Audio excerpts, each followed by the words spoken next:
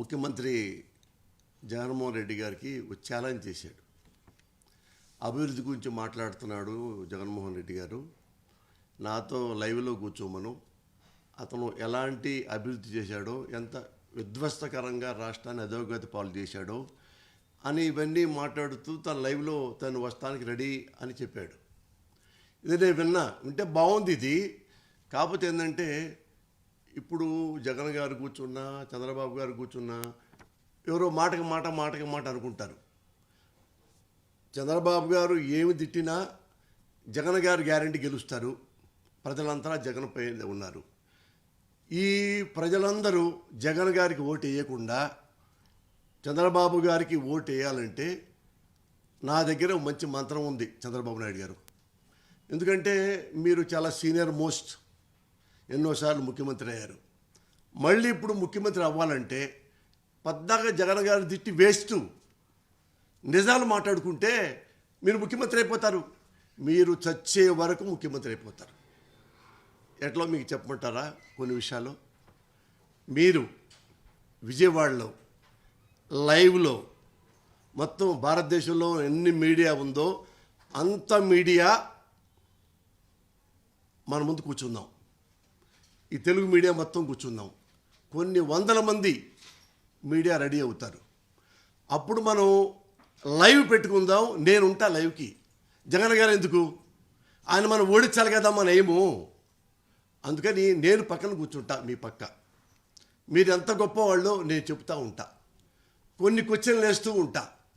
ఈ క్వశ్చన్లన్నీ మీరు ఆన్సర్ చెప్పగలిగితే 100% మీరు ఎటు పాదయాత్రలు చేయక్కర్లా, ఏ మీటింగులకి వెళ్ళక్కర్లా, జగన్ గారిని తిట్టక్కర్లా, మీరే ముఖ్యమంత్రి అవుతారు. చంద్రబాబు గారు పబ్లిక్లో, ఆంధ్రప్రదేశ్లో పబ్లిక్ డొమైన్లో ఏముందంటే మీరొక అవినీతిపరుడని, మీరు ఒక తార్పుడుగాడని, మీరు వెన్నుపోటు పొడుస్తారని, మీరే ఆడపిల్లల్ని వాడుకొని వదిలేస్తారని, ఇన్ని రకాల బ్యాడ్ ఉంది. నాకైతే చింత ఏం లేదు. మీరు హానెస్ట్ అని నేను ఇప్పటి నుంచి నమ్ముతా, మిమ్మల్ని 100% నమ్ముతా. ఆ స్టేజీ మీద కూడా, లైవ్లో కూడా ఇదే మాట చెప్తా. కానీ ఈ క్వశ్చన్లకి మీరు ఆన్సర్ చెప్పాలి కదా, నా ఆన్సర్కి. అప్పుడు మనం నార్కో టెస్ట్ పెట్టుకుందాం. నార్కో అనాలిసిస్ టెస్ట్లో మీరు పాస్ అయ్యారంటే మీరు మగసేతే, మీరే ముఖ్యమంత్రి. ఎగ్జాంపుల్ చెప్తా. మీరు పబ్లిక్ డొమైన్లో మీ గురించి ఏముందంటే, ఒకప్పుడు జయప్రద గారు ఉన్నారు, సీనియర్ మోస్ట్ హీరోయిన్, చాలా గొప్ప ఆమె. మీరు పార్టీకి మహిళా అధ్యక్షురాలు చేశారు. ఆ తర్వాత ఆమెని ఎలా గౌరవించారు, ఎలా పార్టీ నుంచి బయటికి పంపుతూ షండ్ ఆఫ్ చెప్పారు, అది మనం నార్కో టెస్ట్లో మాట్లాడుకోవాలి. ఆ తర్వాత హైకోర్టు జడ్జి గారు ప్రభాశంకర్ మిశ్రా, ఆయన గురించి మనం బాగా మాట్లాడుకోవాలి. ఈ పేరు తర్వాత ఆ పేరుతోనే మనం మాట్లాడుకోవాలి. ప్రభాశంకర్ మిశ్రా మీకు దేవుడితో సమానం అంట. ఆయన గొప్ప గొప్ప తీర్పులు చెప్తాడంట. మీరు చాలాసార్లు ఆయన కాళ్ళు పట్టుకొని దండం కూడా పెట్టారంట. ఇంత గొప్ప జడ్జి గారు మన ఆంధ్రప్రదేశ్కి వచ్చారని చెప్పేసి. ఆ జడ్జి గారి గురించి కూడా మనము నార్కో అనాలిసిస్ టెస్ట్లో మీరు పాస్ అవ్వాలి. ఆ జడ్జి గారు ఎలాంటి వారు, మీరు ఎలాగా అతనితో సేవలు తీసుకున్నారు, జయప్రద గారు ఎలాంటి వారు, ఎలాంటివి మీరు గౌరవంగా ఆ మేడమ్ను బయటికి పంపించారు, ఇది కూడా మనం మాట్లాడుకోవాలి. ఇవి కాకుండా మీరు ఎమ్మెల్యేలని కొంటారంట. నేనైతే నమ్మను. జగన్ గారు గెలిపించుకున్న ఎమ్మెల్యేలు 23 మంది ఎమ్మెల్యేలని మీరు డబ్బులు ఇచ్చి కొన్నారంట. మీకు మంత్రి పదవులు ఇస్తా, మీకు 150 కోట్లు ఇస్తా ఒక్కొక్క ఎమ్మెల్యేకి అని 23 ఎమ్మెల్యేలు మీరు కొన్నారంట. కానీ మీరు హానెస్ట్ కదా, మీరు ఎలా కొంటారు? ఎందుకంటే మీ భార్య ఉన్నారు కదా,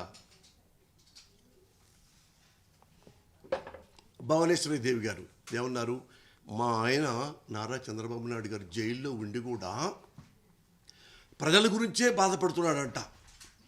ప్రజల గురించి ఆమె జైల్లోంచి బయటకు వస్తూ భర్తకి అన్నం పెట్టి వస్తుంటే మళ్ళీ ఏడుస్తున్నారట చంద్రబాబు నాయుడు గారు. ఏంటంటే ఏడుస్తున్నారంటే, ఏం లేదు, నేను జైల్లో పెట్టారు, దానికి బాధ లేదు, నేను జైల్లో ఉంటే ఆంధ్రప్రదేశ్ ప్రజలు ఏమైపోవాలి, వాళ్ళ బాగోగులు ఎవరు చూస్తారు అని కన్నీళ్లు పెట్టుకున్నాడంట. ఇది భువనేశ్వరి మేడం గారు బయట చెప్పారు చంద్రబాబు నాయుడు గారు. అది కూడా మీరంతా మంచివాళ్ళలో మనకు తెలియాలంటే ఇప్పుడు మీరు అవినీతి పనులు చేశారా లేదు ఎవరు చెప్తారు?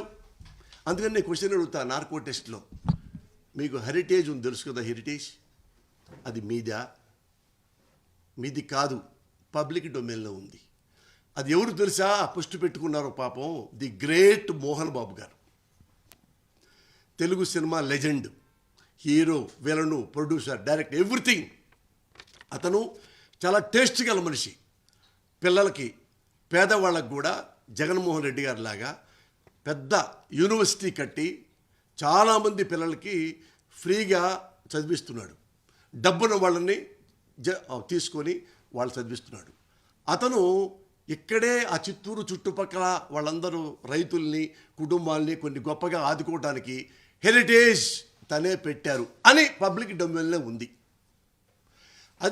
ఇది తెలిసి, ఇది పెద్దగా అయిపోయిందని తెలిసి మీరు వచ్చి అన్నా మోహన్ రెడ్డి అన్న, మోహన్ బాబు అన్న, నేను కూడా ఇందులో కలుస్తానన్నా, నేను కూడా ఉడతా భక్తిగా సేవ చేస్తానన్నా అంటే మోహన్ బాబు గారు నమ్మారు. పాపం మోహన్ బాబు గారు నమ్మి ఏం చేశారు, ఇతను కూడా రమ్మన్నారు.